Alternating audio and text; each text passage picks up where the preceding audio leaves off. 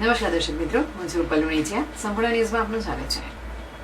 ચૈત્ર સુદ પૂનમ 2 એપ્રિલે ગુરુવારે હનુમાન જન્મોત્સવનો ઉત્સવની ઉજવણી પાલનપુરમાં વિવિધ હનુમાન મંદિરોમાં ધાર્મિક આયોજન કરવામાં આવ્યા હતા, જેમાં સામૂહિક હનુમાન ચાલીસા, મહાઆરતી, મહાપૂજા, અન્નકૂટ દર્શન, સંતવાણી, યજ્ઞ, ભજન સહિત વિવિધ ધાર્મિક કાર્યક્રમના આયોજનો કરાયા હતા.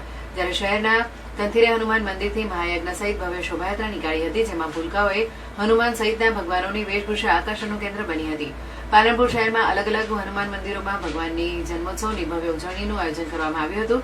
શહેરના રોકડિયા હનુમાન, ધનિયાણા ચોકડી, પથ્થર સડક આવેલા રામજી મંદિર, અન્નપૂર્ણાના દર્શન તેમજ પ્રસાદ રૂપે ભોજનનું આયોજન કરાયું હતું. વિજય હનુમાન આશ્રમ, મહિલા મંડળ આગળ કષ્ટભંજન હનુમાન, લક્ષ્મીપુરા કાળા હનુમાન મંદિરમાં યજ્ઞ, મહાપૂજા, આરતી, શક્તિનગર રોડ પર રામ મંદિર ઉપર યજ્ઞ જેવા વિવિધ ધાર્મિક કાર્યક્રમોનું આયોજન જોવા મળ્યું હતું, જેમાં અનેક મંદિરોમાં પ્રસાદ રૂપે ભોજનની વ્યવસ્થા કરવામાં આવી હતી. જ્યારે કંથીરે હનુમાન યજ્ઞ, સંતવાણી, ભજન જેવા કાર્યક્રમોનું આયોજન સાથે ભવ્ય શોભાયાત્રા નીકાળવામાં આવી હતી, જે શહેરના વિવિધ માર્ગો પર ફરી હતી.